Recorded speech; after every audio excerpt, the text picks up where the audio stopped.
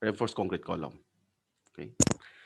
So we are now on column. After the column, it would be footing, and then steel structures na tayo.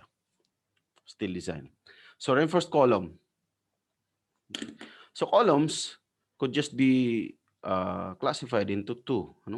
It's either we're going to use, uh, of course, we're talking about concrete column. It's either we're going to use uh, spiral, or could be a tied or rectangle, or possibly a square.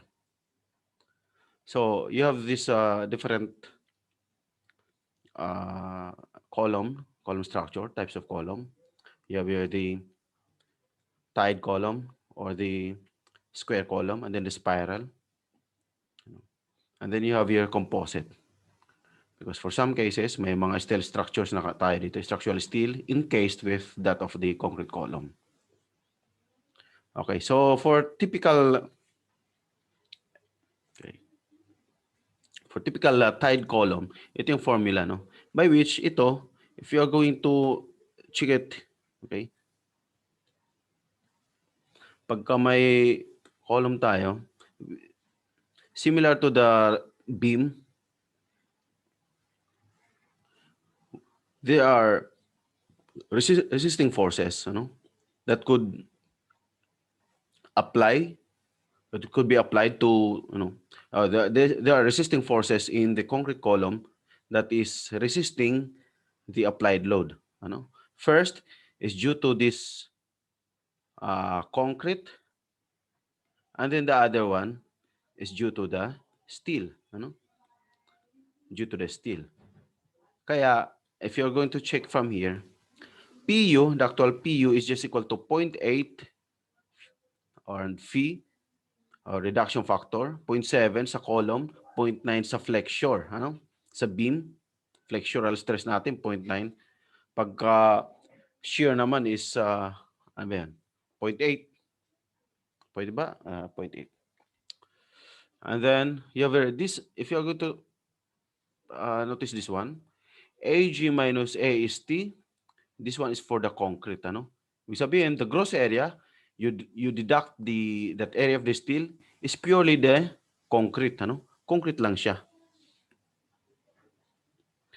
And then here, this one is intended only for the steel, which is true. Yung sinasabi ko, yung PU mo is just equal for the concrete and then for that steel, of course, with the corresponding factor. Okay? Ito yung factor, you remember, with similar to the rectangular beam na 0.85 is FC prime from the stress and strain diagram. Okay. You have this one, and then multiply mo ito area, at saka ito yung pinaka width, and then area, you will come up with a volume which will give you a force. Okay? Magkakaroon ka ng force. Similarly here, ito very common tong formula, Tension, reinforcement. Tension provided by the reinforcement. Just the area of the steel and then Fy. So yung column, actually loaded column considering na wala siyang eccentricity, is a combination of that, of the resisting force coming from the compressive force of the concrete, and then yung tension ng steel. So you can come up with this PU, by which this PU, from the combination of 1.4 dead load, yung sa old na code, at saka 1.7 live load. So this one is the steel ratio, or we usually have it like this one, rho, from 1% to 8%. 0.01 to 0.08. Malaki siya, kasi if you're going to look back sa beam, yung minimum natin doon is 1.4 over Fy. Pagka yung Fy mo is 275, ito 0.0051 lang yan, So it is just around 1/2, of 1%. It's only 0.5%. Mas maliit dito yung minimum na reinforcement. Dito, ang pinaka-minimum dito is 1% na agad. Maximum is 8%. Dito, maximum dito, halos 0.02 lang. Okay? O around 2% lang. Pagka dumadami na yung reinforcement sa beam, yun na yung nagdo-double reinforced beam tayo. Okay, so I'm just trying to have the relationship from between beam and the column, So from here, we can come up with this calculation, Okay, because this one, alam naman natin from A is T or area of steel. From here, you have AG or okay, A is rho AG, kaya ito naging substitution. Similarly here, so that's why we can factor out AG, yung gross area. That is in the case when we are interested in computing AG. Yun yung nagdi-design tayo, in the design procedure, meron tayong PU, and then we can compute AG. And then we have now this, okay, formula. Ito yung magiging formula natin. Kaya tinatawag siya na trial area. But in the case of investigation type, yung ibig sabihin, given na yung mga tawag nito. Okay. The structure, the section is already given. All the parameters are given. Then we just have to investigate, assess what would be the actual strength of the structure. Itong ginagamit natin na diretso na dito sa ito. Okay? So, as I said earlier, ito yung mga limits natin sa reinforcement. Ito. And then minimum bar, of course, 4 na 16. Okay, 4 na 16. Now the tie, or we call this horizontal tie, sa beam, tinatawag natin stirrups. Dito, ang tawag is tie. Pero pag sa construction site, lahat yan stirrups, Labi sa Pinas, lahat yan anilyo. The term is tie for column and then stirrups for beam. Okay, so we use 10 mm. Pagka diameter of the main bar is 32 millimeter in size, Pababa. 12 pagka 36. Pagka mga 16 mm na reinforcement, 12 nang ginagamit. Okay. So, spacing of the tie wire, horizontal tie, I should say. This is the column. This is the reinforcement. Ito yung mga ties natin. So, how do we find the space? So, ito, 16 times bar diameter. Bar diameter is 20, so 320. Or 48 times wire diameter, the tie na 10, 400. Or least dimension. Haba, kung 250 by 250, 250. So, most likely, 250 yung maging spacing. Yung pinakamaliit. Of course, that will be a different story pagka nasa near support tayo. Near support is subjected to critical effect of the sharing. So, kaya nga, pagkakuan, mas closer siya, More closer doon sa near the support. Similarly, for a spiral column, yung mga bilog, nagkakaiba lang siya sa mga factor. Okay? But the concept, formula would still be the same. It only differs on the factor. Okay? So, you have here 0.85. Ito yung mga bago. 0.75 para sa fee. The same for the rest. Of course, yung mga area kasi circular na. The still ratio would still be the same. Okay? But of course, there is a something that differs in terms of reinforcement. Minimum dito is 6 na 16, 6. Samantala sa tide is 416. Cast in place concrete, importante ito kasi minsan ngayon nagbibigay sila ng mga exam na yung ganito multiple choice. What is the minimum reinforcement? Kailangan medyo basa-basa rin konti ng NSCP. 10 mm diameter, yung minimum na spiral. Tawag dito sa pinaka-stirrups is spiral. Samantala sa kawan, ang tawag is ties. Okay, dito spiral. Ito na yung makita natin na pabilog na gano'n. Okay, gano'n. Okay.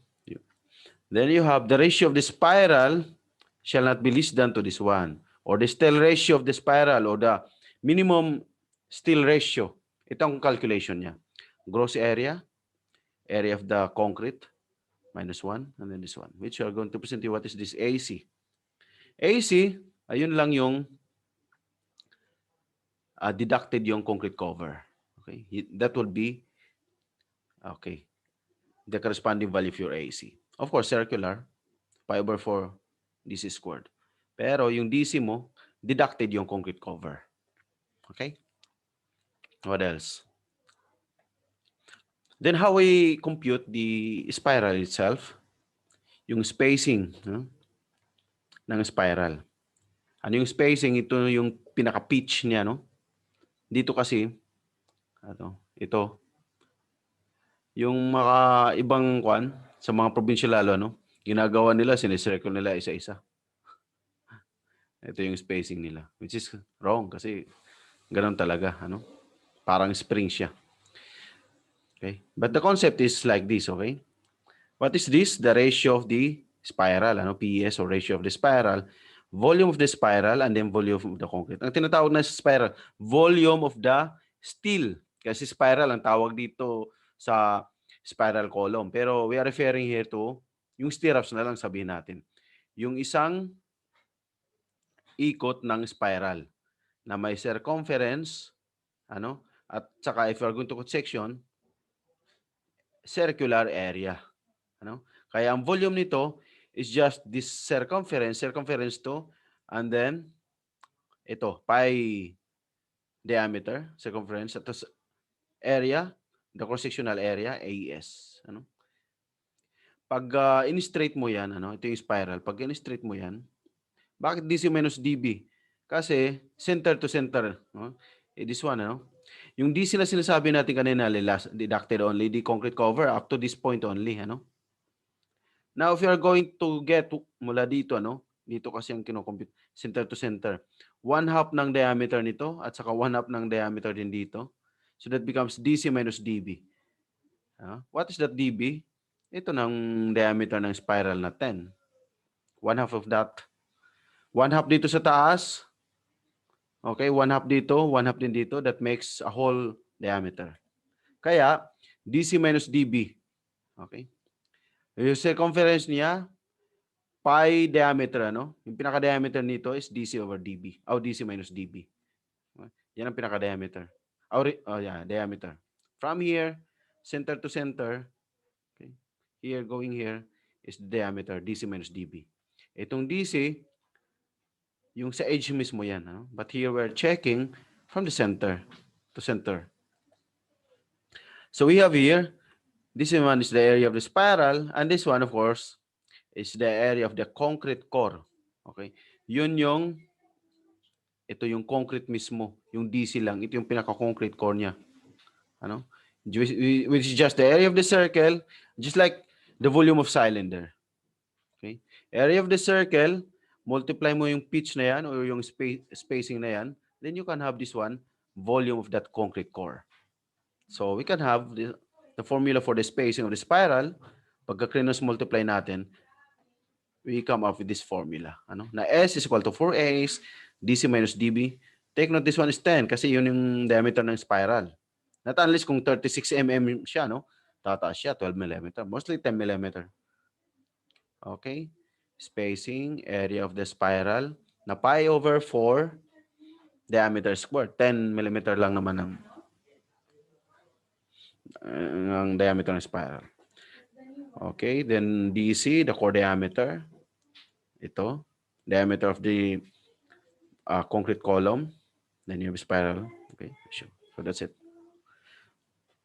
Okay, so the spacing of the spiral, okay, just for our information, you have 48 times bar diameter. 48 if you have by diameter 20. So this one, 960, Okay. 72. Okay. These are the, this one is lap splices, okay? Okay. Now let us try this example.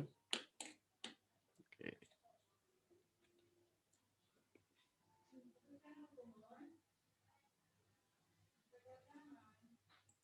Okay.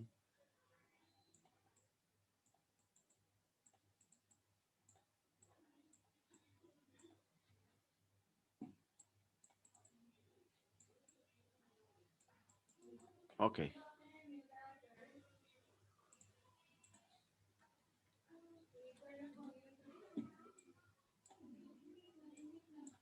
Okay, so let us try this one. You have here compute for the minimum diameter of spiral reinforcement. Okay, given is the diameter of the column, which is 600. Okay, number 1, minimum diameter. Di na kino-compute yan, ano? Alam natin na minimum diameter is 10 mm. May mga question talaga na ganun. Okay. Number 2, which of the following, or compute the percentage of spiral ratio. What's the formula of the spiral ratio of the still ratio? Percentage of the spiral ratio. PS is equal to 0.45 gross area of the concrete over AC, the core, minus 1 multiplied by FC prime, okay, and then Fy.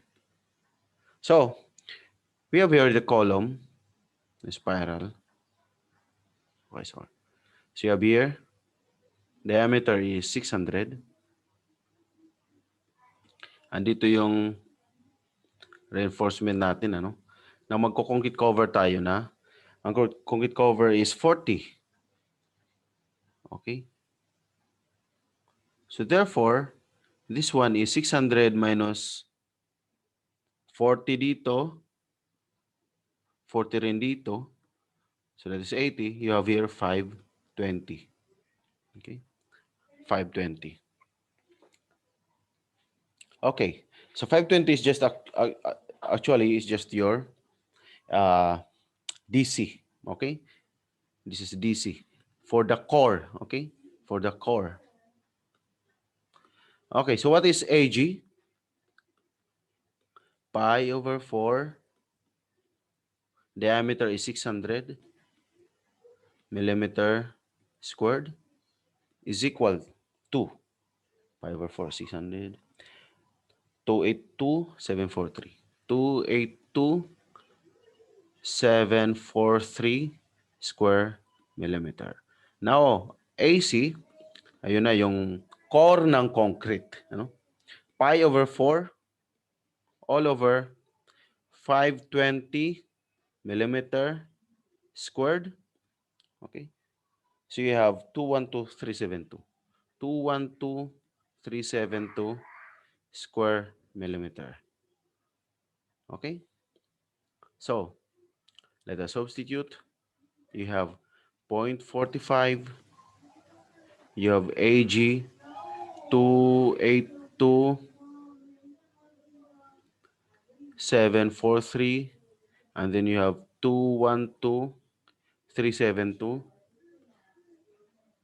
Ano?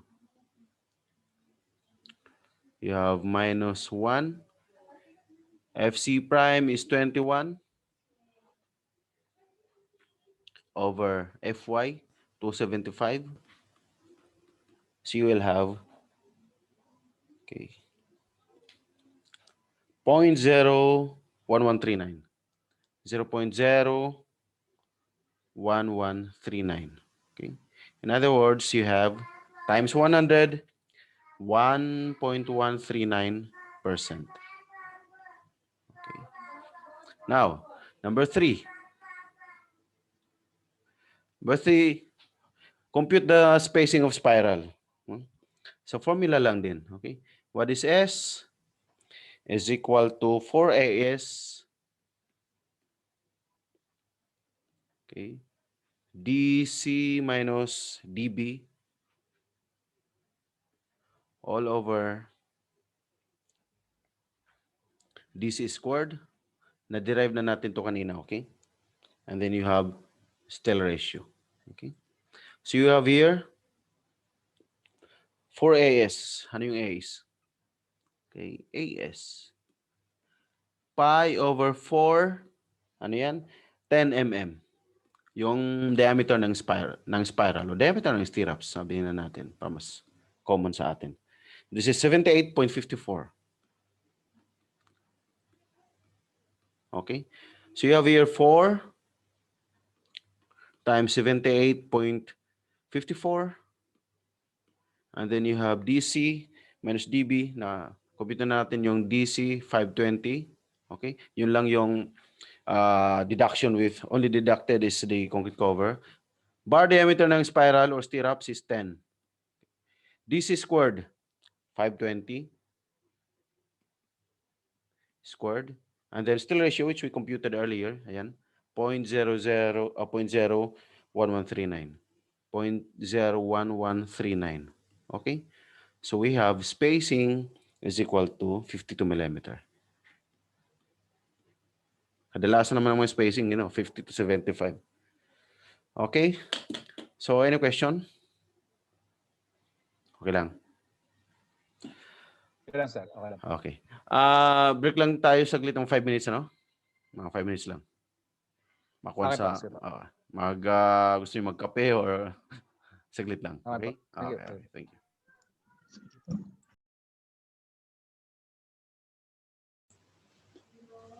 Okay, let us continue.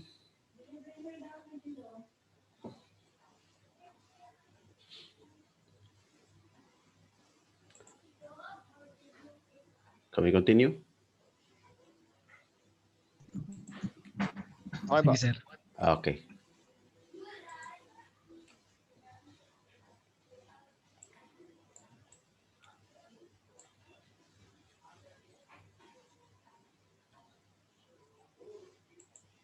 Okay, this one. A reinforced concrete tied column carries a dead axial load of 600 kilonewton and a live axial load of 800 kilonewton.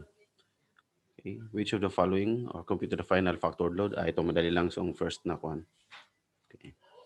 First one, you have PU 1.4 dead load, 1.7 live load. It's equal to 1.4 dead load is 600, 1.7 live load is 800. Okay. So we have 2,200 kilonewton. Okay. Number 2. Using superposition method, compute the smallest dimension of the column section if the steel ratio is 2%. So meaning we just have to compute what is the gross area. Okay, so this is just equal to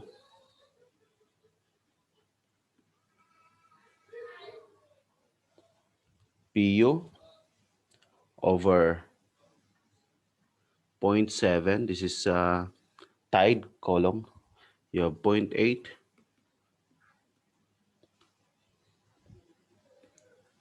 0.45 FC prime,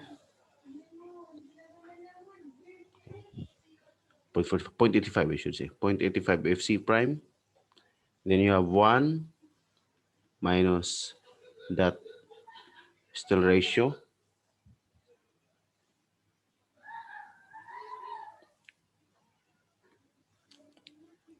Fy steel ratio.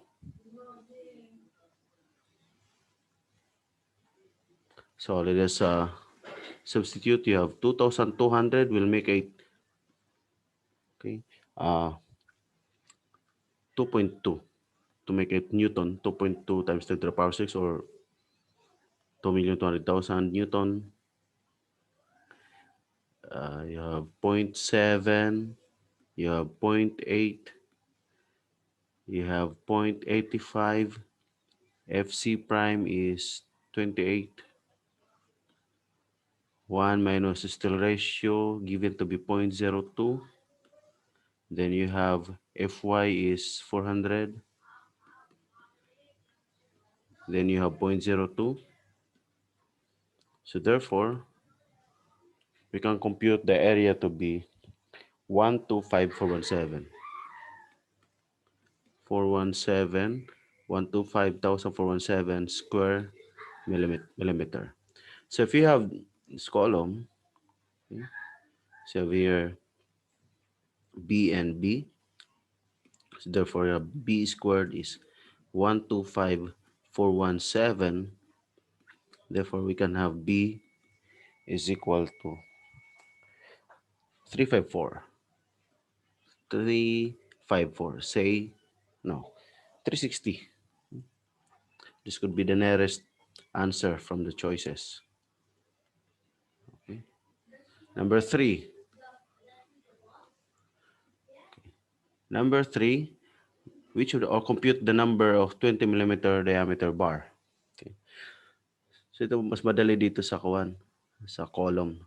AG is equal to, you have already 360 and 360 times 360 is equal to 129,600. 600 square millimeter. Okay. So what is AS? We compute from out of, actually we have also still ratio given, but it would be better, mas madali na, mas safe nang gagamitin natin yung PU para pag-compute sa AS. So we have here this formula. PU is equal to 0.7, 0.8, and then you have 0.85 FC prime AG minus AS, and then you have plus FY times ES. So from here, we can substitute. PU is 2,000, 2.2, huh? 2.2 times 10 to the power of 6 to make it Newton. You have 0.7, you have 0.8, and then you have 0.85. You have FC prime is 28. AG is already computed to be 129,600 minus AS plus FY is 400. 400 times ES, therefore, we can compute AS. AS is equal to 2244. 2244 square millimeter. So the number of bar, if you're going to use 20 millimeters, is AS over pi over 4 d squared. 2244 square millimeter over pi over 4, d is 20 squared, then we can arrive number of bar 7.14 or 8 pieces.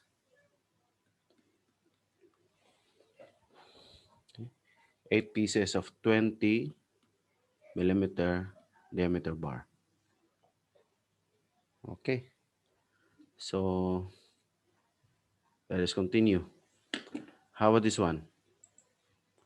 Okay lang yung isa? Walang tanong? Okay. Okay lang, sir. Okay lang. Okay, so let's just continue.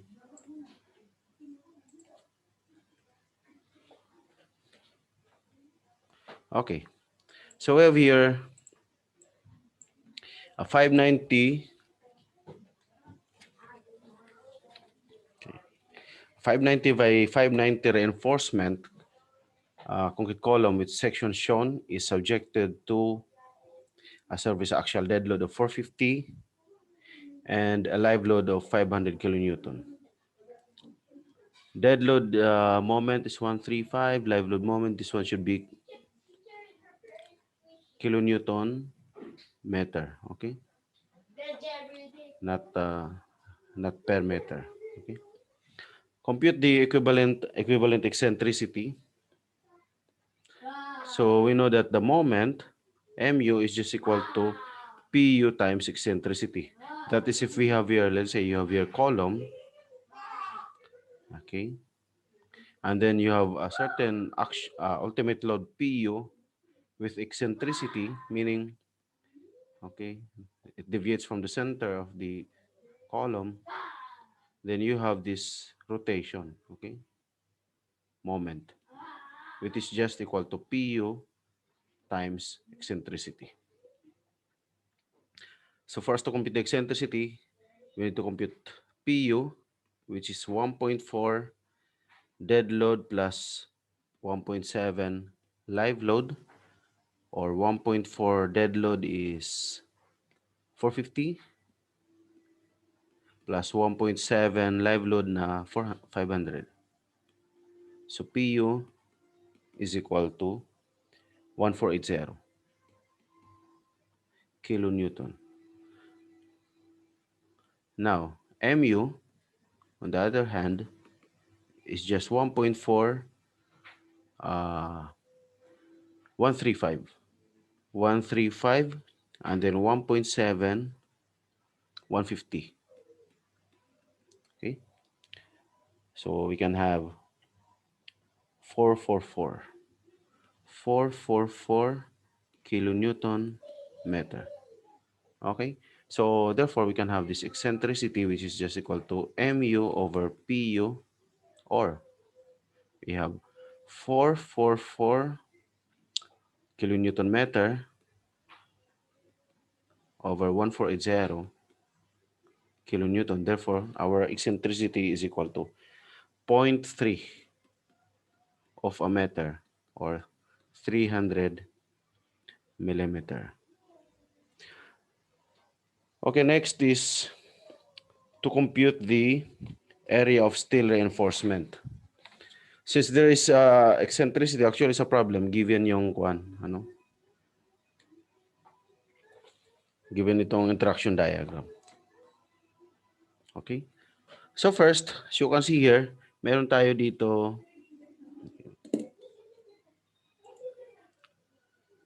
Okay. Okay. We have this formula. K, okay, PU FC prime over BH. This one, no?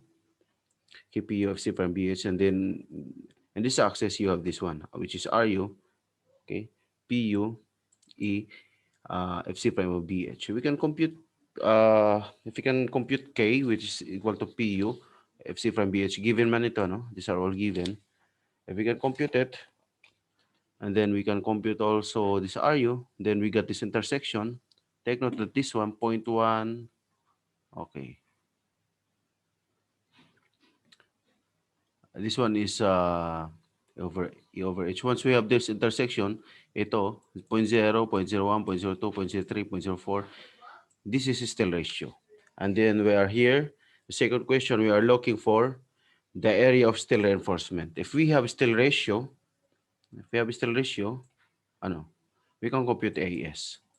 Kasi, it's just steel ratio times BH, or BH, or the gross area. Okay, so first, we compute this one, ano, na K is equal to PU FC prime BH. What we need to do, how we are going to do calculation, i-check lang natin, no? We have to check what are the given, ano? Given yung PU, given yung BH. Let's say, ang tinatanong is PU. So, there might be some other given data, ano? In this case, number 2, the question is to compute for AS. What would be the AS? So from here, from this coordinate, on the vertical axis, you have K is equal to PU FC prime BH. Okay. So we have here PU is equal to 148000 to make it Newton. FC prime is 21.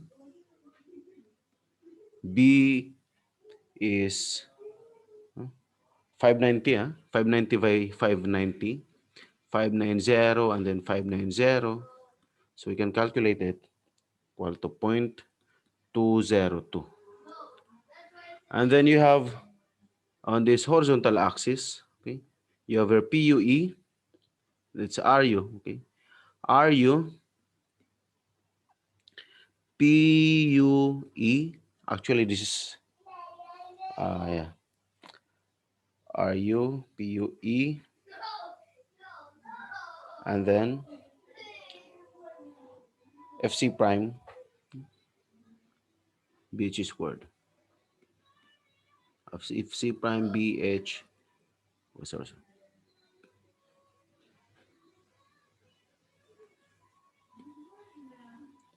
FC prime BH squared. Okay.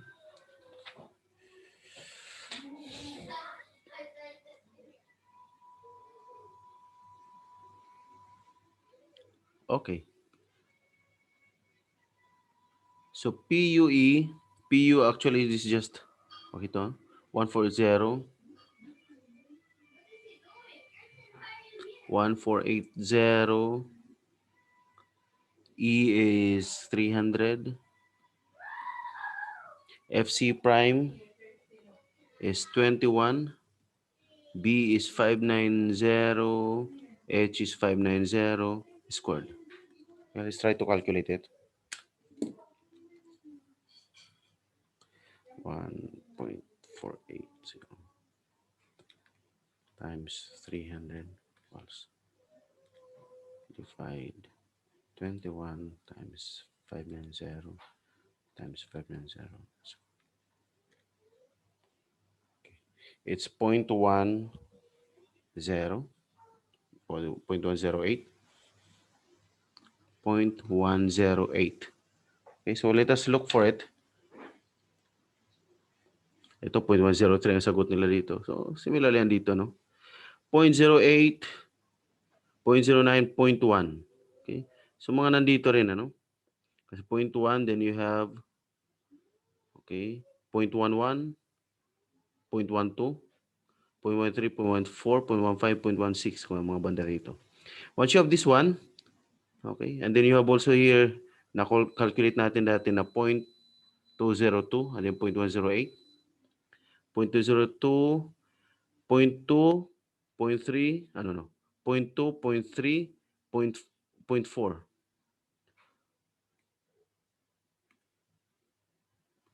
Okay.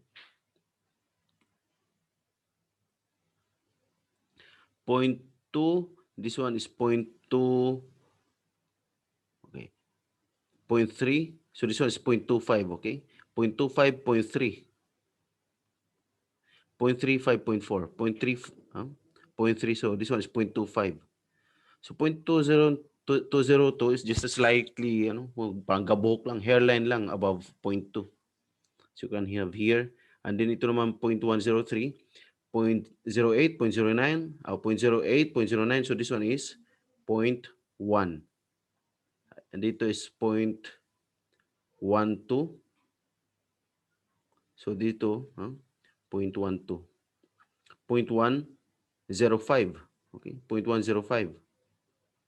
Dapat nandito sana 0.108 if this one is correct. 0.103 kasi ang let's say kung 0.103 ang example, 0.103. Ang nakalculate ko is 0.108. Tama naman, sir. 0.103. Ah. 0.1029. Okay. Nagkakamali lang sa calculator ko. Pag-calculate ko. Okay. 0.108 yung nakuha ko. So, 0.1029. Okay. 0.103. So, if this is 0.103, 0.105 kasi ito, no? 0.105, tapos 0.106, 07, paging 0.12. So, andito 0.103 banda. So, here, kung titingnan natin itong mga curve, ito, no? This one is 0.02. Next, here is 0.01. So, ang kalahati niyan is 0.015, Between this, and then this one, here is 0.105. Okay? 0.015. This one is 0.015. This one is 0.01, 0.015. So, slightly lang siya, maging 0.011 yung basa niya, Slightly lang na this is slightly over 0.01. So 0.01 dito sa gitna is 0.015. So parang magbibilang lang 0.011, 0.012, 0.013, 0.014, 0.15. So, 0.011, 0.012, hindi masyado malaki ang kuhan kung magkamali ka man ng basa. So that will just be between 0.01 and 0.02. Gitna is 0.015. So, gabuhok, slightly over 0.011 could be 0.011, 0.012, pero mas malapit yung 0.015. Okay, pwede ka pa pag 0.01, 0.9 kung masyadong dikit, But 0.011 is safe. So you have here, from here, still ratio na to, Ito yung still ratio. 0.06, 0.5 hanggang 0.8 kasi 0.08 yung maximum. Okay? 1% is the minimum. Walang ito, Minimum is 0.01.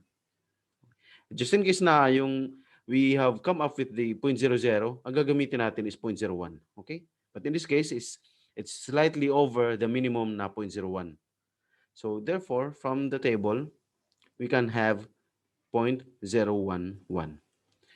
So, the question is, to compute the area of steel, pagka meron ka ng steel ratio, then it will be easier for us to compute for AES. AG, okay? Sa kwan lang ang medyo magtatagal sa reading and the interaction diagram. Okay? AG is 590 by 590 will give us area of steel reinforcement 3829. 3829 square millimeter. Therefore, if we are going to compute for the number of bars, let's say how many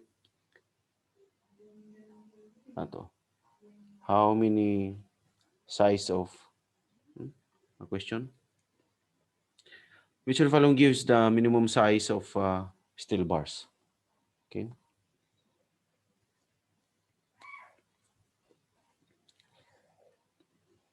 So you have ES 3829 over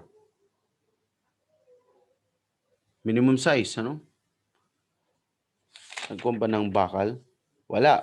So you can try number of pieces, Depende sa choices din. Okay? Pi over 4 d squared. Okay? Sa choices, depende din. Baka naglagay ng, may drawing, it could be that there is a number of pieces of bar na nire-require for you to get the, okay? So we can try, let's say n is equal to 8 pieces to make it 8 or 4 or 6. Okay? Minimum yung 4. Now, you can see it from the one. You can see it from the choices. So you have here D, makakalculate natin na 24.7. 24.7. Or the question may 24.7 or we use 25 mm. Yung pinakamalapit na nominal size. Or the question possibly will ask how many pieces of 28 or 25 mm diameter bar. Or it could be a combination, in the choices. 8, how many 8 pieces of how many what would be the size of the bar using 8 pieces bar, number of pieces of bar. So depende lang sa choices doon. Lalaro na lang. Okay. How about this one? Again, this one will be using again the interaction diagram.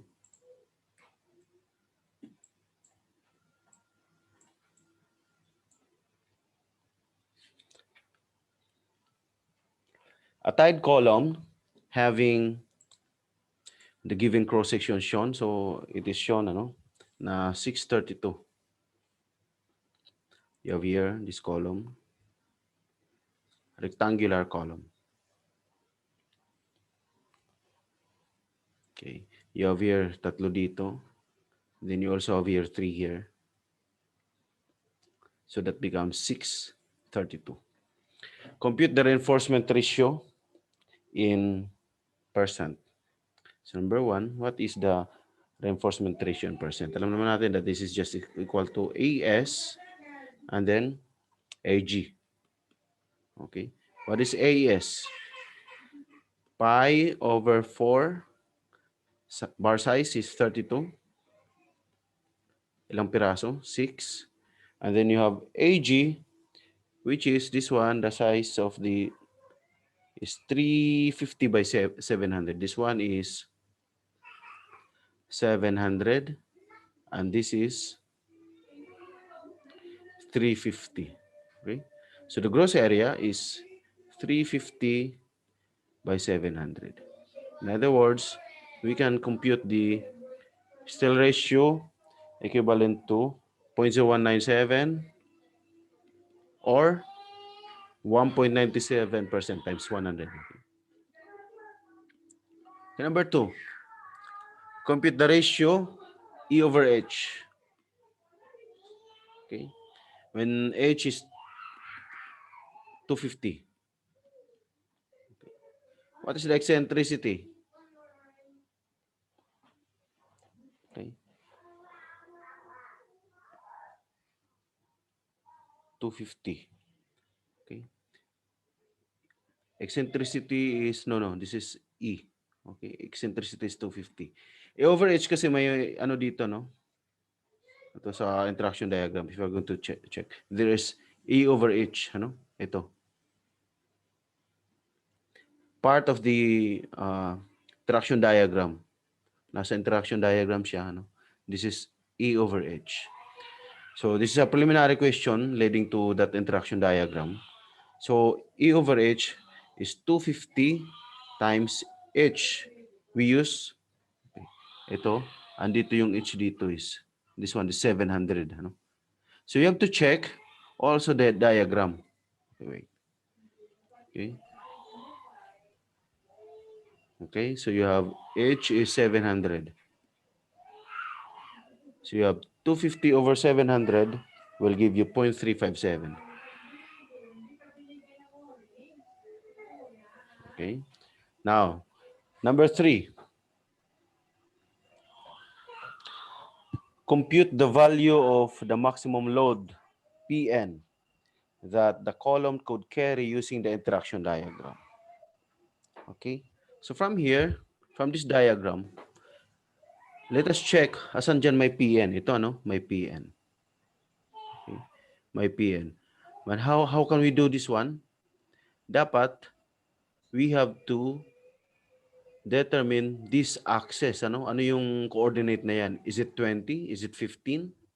Okay. Is it 8? Ito 8 ang identification from the table. How are we going to do that? We already have E over H. Okay. AH has these values, AH from 1, 0.9, 0.8, 0.7, 0.6, 0.5, 0.4. Sa atin, ang na-compute natin is 0.357. That is between 0.3 and 0.4. So, pag kunin natin dito, itong calibration, 0.4, this is, if this is 0.3, this is 0.31, 0.32, 0.33, 0.34, 0.35, 0.36. So, in between 0.36, okay, this 0.35 and the 0.36. This is, okay, this is 0.35 and then this one is 0.36. Kaya in between siya doon. Mas malapit na siya doon sa 0.36. So we can generate this line. Okay? Once you generate this line, how are you going to come up with this 8? Dapat this axis, this vertical axis. Let us check kung anong known na data natin. Meron tayo still ratio. Ito given yung mga still ratio, 0.01, 0.02. How are you going to know if it is still ratio? Ito, PS. Maximum is 0.08. Minimum is 0.01. Alam natin, the range for still ratio is from 0.01 to 0.08. So, from here, meron tayo na-compute na 0.01. That's most likely 0.02, Andito na siya. So, we'll just follow the line and then intersect it with 0.357, dito siya nagbi-meet. Okay. Then we identify that one. For example, this one. Why is it na 8 siya? Kasi ito 5, 6, 7, 8, 9, 10. So most likely 8 siya, Possibly, baka sabihin po 7.9. So it doesn't give us a big difference, So makakompute natin na 8. So this 8 could be equated here. Ma-equate na natin sila. So you have here this vertical axis. From the vertical axis, the formula for vertical axis is Pn over Ag. Mga interaction diagram, iba-iba ang values niya, no? Just have to check with it. So this is equal to 8. We are interested in computing Pn. Okay? So, fill sa column, no? This is 0.7. Pn, we're going to solve for Pn. And then Ag, gross area, is just equal to 350 times 700. So you have 8. Therefore, we can compute Pn equals to 800 Newton. Okay? Dali lang siya pero just have to check. Ano? Dapat very precise. Ano? Hindi man masyado talaga precise na precise pero dapat it should be that you have to locate what are those parameters in this interaction diagram. Okay? Okay lang? Any question? Okay, so Ano naman po? Wala naman po. okay, we can continue. Okay. Next one.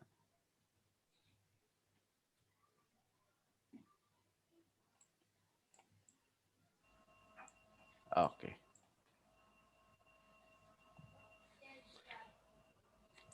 So this time, this is again spiral. And yes, we're going to make use again with the interaction diagram.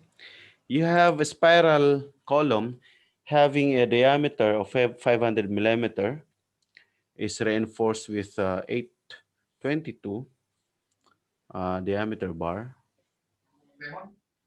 So you have here, Oo. okay, this is 500.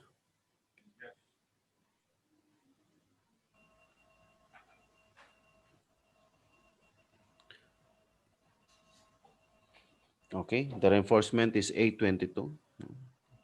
Ito. And then concrete cover is 40. Now, compute the steel ratio in percent. So we have this ratio is just equal to AS and then AG. Ito madali lang to because we have AS is equal to pi over 4, the size of diameter, the reinforcing bar is 22, and then you have 8 pieces. And then you have AG, still spiral, pi over 4 over 500 squared. Okay, so therefore we can just compute it to be 0.0155. 0.0155 or times 100, 1.55%.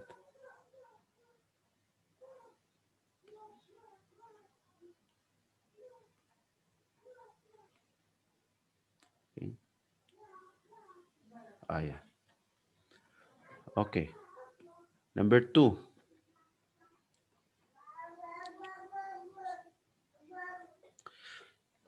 Which of the following or compute the ratio of the center to center reinforcement diameter to the diameter of the column?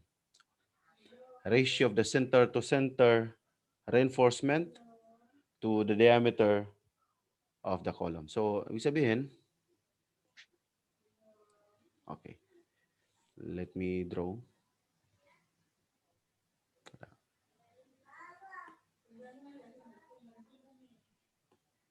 So you have here, okay, then you have here the stirrups. Mahirap mag-drawing. Intindihin nyo na lang. Okay. So you have the center to center. Ito yung reinforcement, ano? So we're looking for this center to center, center dito. Okay, coming here. And then center also here, coming here. Okay. So if we have here the total diameter, let's say we say this is DM. Actually, we designate this one or identify this as DM. The total diameter here, which is equal to 500. Okay. And then you have here cover na 40. So you have your 500 minus the cover at both sides na 40. Okay. And then, ito. Okay. What is the stirrups? No? According to the problem, stirrups niya is, or the spiral is 12. So dalawa, 1 at saka 2. Subtract din natin ng 12. At saka here, if we're going to have a blown up detail here, ganito, ano? Ito yung bakal, nasa gitna siya. From here is 1/2 dB. Okay? So it's kabilaan, so that becomes dB. Okay? The size of the reinforcing bar, according to the problem, is 22, 822. So here, 22. Therefore, dm is computed to be 500, 374 millimeter. Now the question is to compute for the ratio, okay, ratio of, okay, the ratio of the center to center reinforcement diameter to the diameter of the column. So dm and then to that d of the column. So this one becomes 374 all over 500 is equal to 0.75.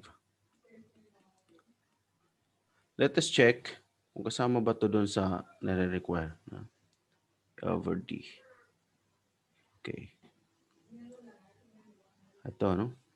Oh, okay. So, number 3.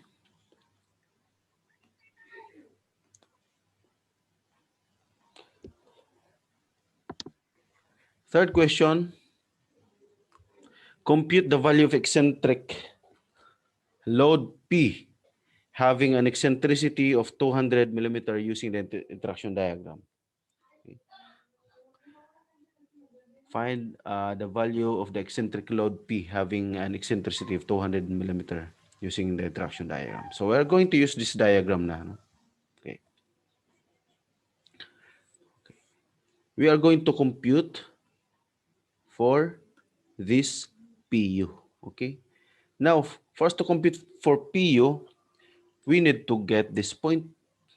It could be 0.2, it could be 0.4. Dito obvious, ano? That's 0.22. For us to compute 4.22, just like in the previous example, we need to have this intersection. And what will give us this intersection, ito, ano tong 0.4? That is E over D. E over D. Eccentricity over diameter. Okay, let's compute what is eccentricity over diameter.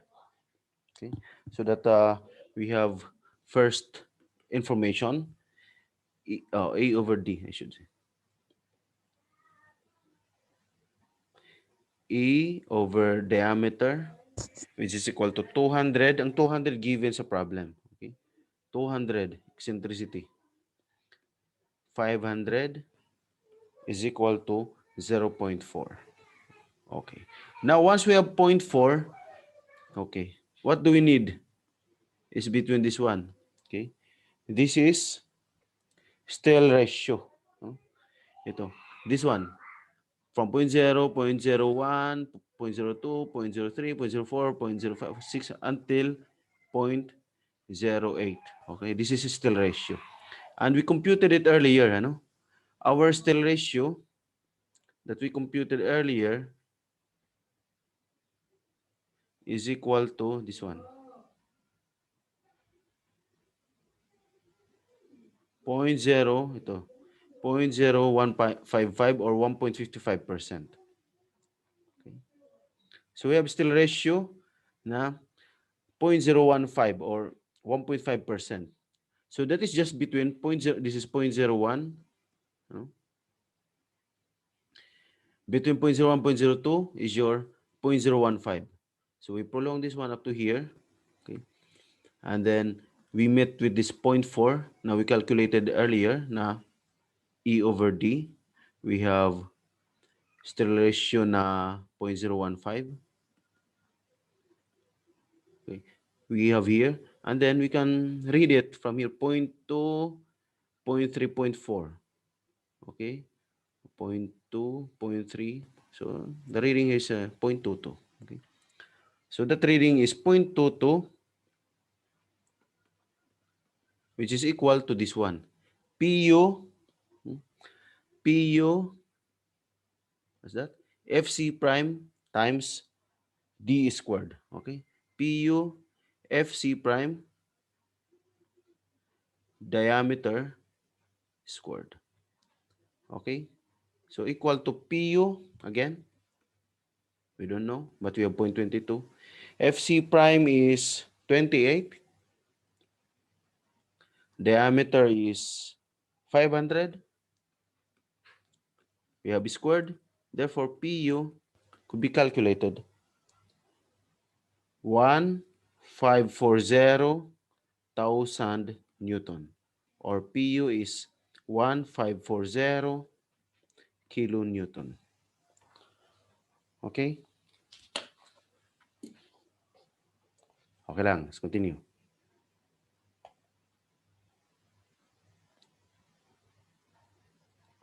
Okay. 188. Again, this board problem. So we have here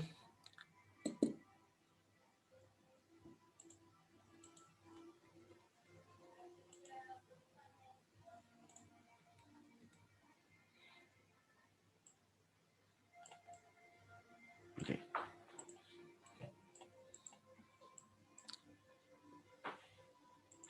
We have here a spiral column having a diameter of 500 millimeter is reinforced with 828. Pares ba nung una?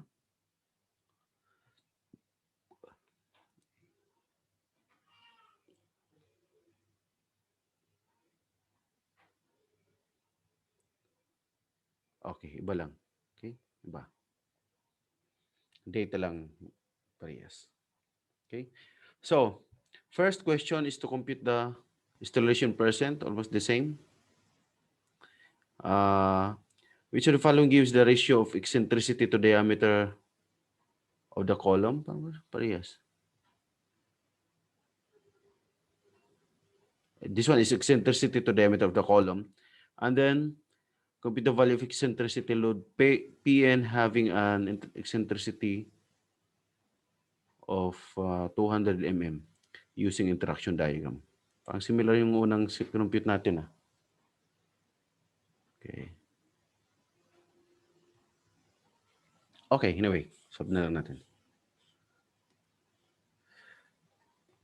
So, eccentricity, our still ratio is just AS over AG. Area of steel, lan siya, 8 pi over 4, 28 times 8. Tapos gross area ng column na 500 pi over 4, 500 squared. Okay. This is 2.51%. Number 2, ratio of the eccentricity and then diameter. 200 over 500 is 0.4. Number 3, the value of the eccentric load Pn having eccentricity of 200.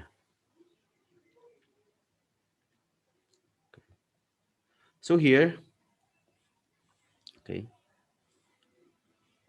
meron tayo dito, again, you have here, this one, 0.215. Ito yung kinumpute natin na the one that we have computed, 0.251. Yeah, 0.251. It should be 0.251, 0.0251. And this one is 0.0251 because that's 2.51%. So this is still ratio up to 0.08. So 0.03, 0.04 dapat nasa gitna siya, 0.251. This is 0.0251. Oh, tama, eksakto. 0.02, 0.025, slightly above, sa gitna. 0.02, 0.03. Ito 0.045, 6, Ito. 0.0, okay. 0.02, ito 0.03. Okay. So dapat dito pa nasa taas, ano? Dapat nasa taas pa.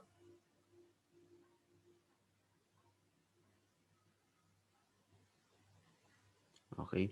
Kung nasa taas siya, dapat mga banda rito, ano? Anyway, the concept is there. Banda rito. Parang similar na talaga ito sa kinumpute natin kanina, okay? Given lang in different year. Okay. Pang repeat siya. So if it's here, siguro mga 8 kuan lang, 8.5, 6, 7, 8, 9, mga 8.5. Ano? Mga 8.5. Let us say 8.5.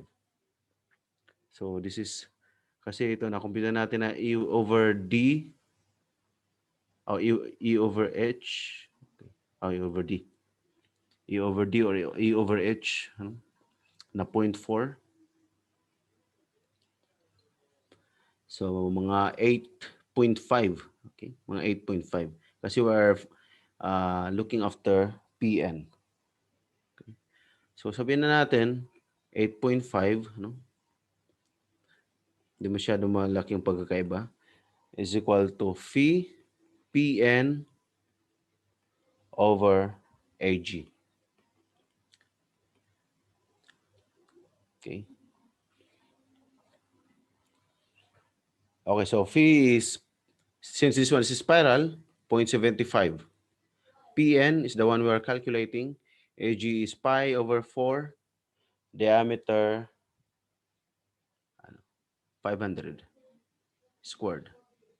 Okay. So we can compute for, therefore PN. Pi times 500 squared times 0.25 times 8.5 equals to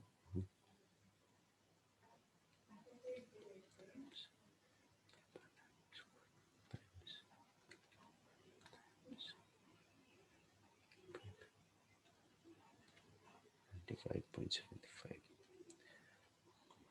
So it's 2.225 or 2,225,000, 2,225,294, 294.8. Okay. Or 2,225 kilonewton. This one is Newton. Okay? Okay lang, similar to sa one natin kanina.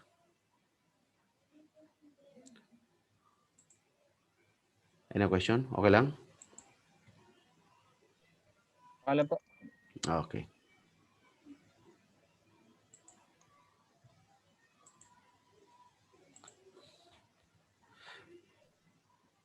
So that would be our last problem for column.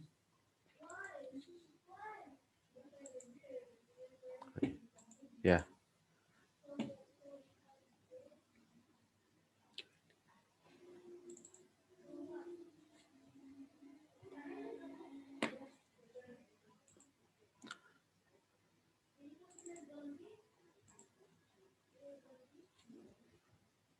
Okay.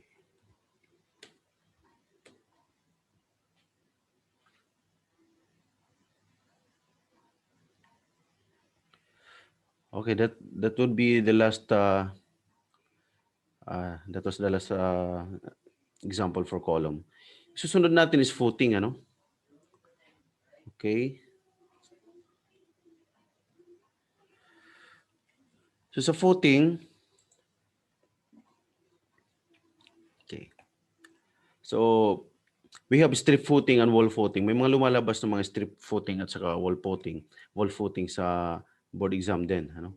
But mostly ano sa mga problem is pad footing. Kung meron man sa kuan sa wall footing is we consider, what is this? We consider 1 meter width, ano? If there is a problem related to wall footing, we just consider a 1 meter width. So, ganun yung magkuhan, ano? Width here is considered to be 1 meter. And then you have your reinforcement. Okay. Now, the mode of failure, okay, the mode of failure, mostly sa isolated footing, there are 3 mode of failure that we have to consider. Okay.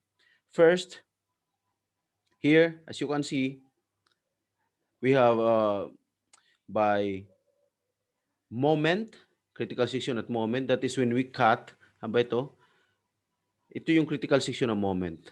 That is why, if we are going to consider, we compute the steel reinforcement, dito tayo nagtitik moment, ano? Oh, this side, tick moment tayo. This one could lift up, ano? Because of the ultimate bearing, the ultimate load, the QU. Ito yung design na load natin na factored load. Okay, factored load. This one will fail at this location, very critical sa bending. The moment here that we are going to compute, MU, will be used to compute for steel ratio and thus be used to compute for steel area reinforcement. Okay. Now, in the calculation, especially in determination of thickness of the footing, okay, may mga failure tayo, mode of failure na yung beam shear failure. Yan yung concept ng shear reinforcement. At least the shear reinforcement by which we measure the distance from the face of the column, and here will occur the critical shear na VU. Ano? The distance yan. So the approach here, the calculation is similar to that of the beam, yung shear reinforcement na we just discussed I think last session. Okay? So similar ang calculation niya. Okay? And then the other one is punching. If you have the column, magpa-punch siya, mabubutas siya itong whole area at a distance d over 2 here, d over 2 also here, meaning d over 2 at and all the sides of the column. Okay. Ito matatanggal ito. Ito lahat matatanggal. So matitira na lang itong side na to. Okay. So that is punching shear. So there is also some problem related to strap footing, pero sa board exam, kadalasan dyan is isolated footing. Okay. There is also pile foundation under pile foundation, and here under the design of foundation. Of course, you have shallow foundation and deep foundation, itong deep foundation. Pero sa board exam, very rare lang na lumalabas tong mga pile foundation. Ganon din sa math, footing, kasi yung calculation nito mahaba na minsan lang talaga. Wala pa ako nakita masyado na lumalabas sa board exam. Okay? So I think we will just start with the calculation of this one next meeting. Ano? Para hindi mo na mag-overload tayo sa information. So, kuhan mo na yung na-discuss natin na yung column at saka yung development length. Okay? Not unless if you have some questions, we can end our session today. Okay naman po. Okay, Thank you, sir. Thank you po. Okay, salamat. So we'll just continue our discussion on footing or on foundation next session. Tapos steel design na tayo. Okay, thank you for listening. See you next time. Bye-bye. Sige po.